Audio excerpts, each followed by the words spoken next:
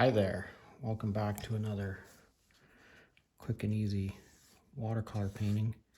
Today we're going to try to make something that's got, it's going to be a little bit moody, I guess. So I have my paper set up, portrait, it's 140-pound watercolor paper, and it's taped down to my board. And I'm using a 1/2-inch flat watercolor brush, and I'm going to put a considerable amount of water on here. Okay, and then I'm going to pick up my Payne's gray, and I'm just going to tap the brush across the top of the page here, and you'll see I'm trying to get quite a bit of pigment off the brush and onto the page. And at this point you really need to just let the water sort of start to do its work, and you can see how it's already started to pull that down here. Okay, so you can tip your board up. Just let your water run, let your water and your paint and your pigment run down there. And if it comes all the way down to the bottom along the side like that, that's perfectly fine. Let it go.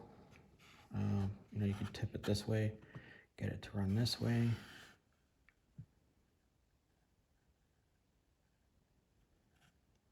Okay, you can see where that's dried up a little bit right there, so just touch it with the brush a little bit.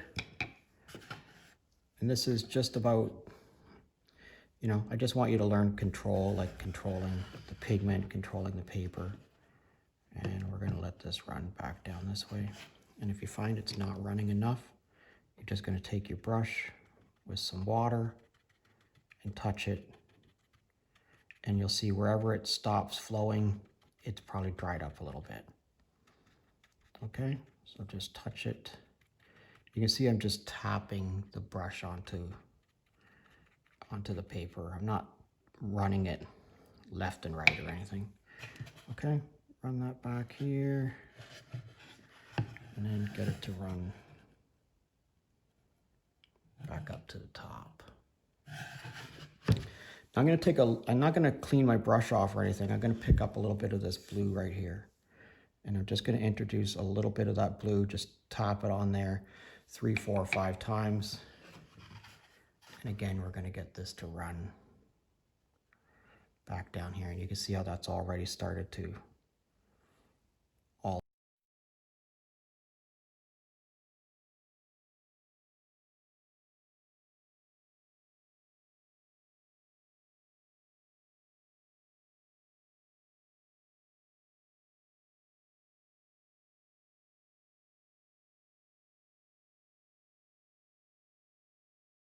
Get this to run back down this way for now. So I want to introduce a tree line across here. And the way that I'm going to do that is I'm going to take this brush, which I haven't rinsed out. It still has the blue on it. I'm not going to touch it to anything on the palette here. What I'm going to do is I'm just going to touch it right onto the Payne's gray. Okay, so I'm just going to touch it right onto the Payne's gray, pick up quite a bit of pigment, and then I'm going to introduce this pigment right across here. And it should be picked up by the water and start to bloom out of its area of high concentration. And I'm going to make a little bit of a sort of a hill tree line in the back here. And you see how I've left that little white space there. Just leave that. That would become very interesting later on. So let's just leave that. Okay, so you're going to let that bleed to wherever it's going to go to. I'm going to rinse my brush off, and I'm going to pick up a little bit of sienna here. Burnt umber, I guess this is actually. And I'm just going to introduce that into there. And a little bit of this is yellow ochre. I'm going to make that a little bit more intense.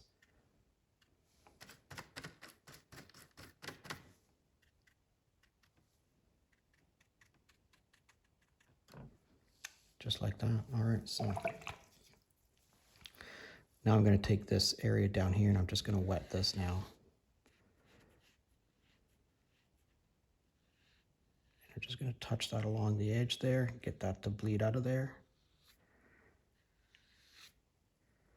And just let it go to wherever it is it wants to go to. You see I got some puddles going on there. That's not necessarily something that I'm going for. So I'm just going to take a tissue and I'm going to roll the corner up to a bit of a point like that.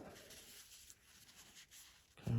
And then just take that and touch that into that wet area. And that will suck that right out. Same with right here. Just touch that. That will take a lot of that paint, the pigment and the puddle right out. And you can tip it back up like this and get it to just run over top of that.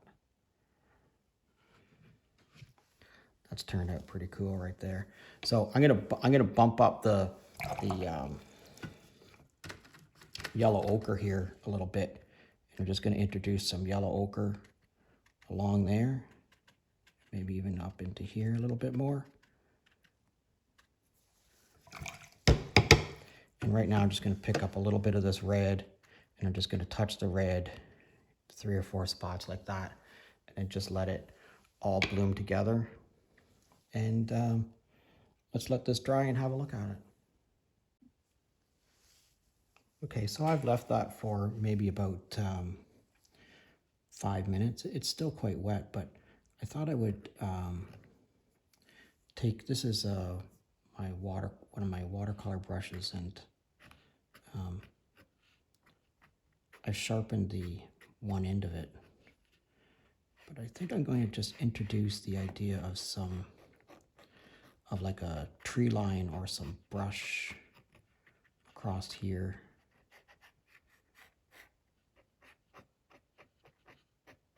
And I'm just going to drag. You can do this with anything that's pointy, like a compass or a nail, really anything that's sharp. I'm just going to introduce some lines like that. Just scratching into the wet.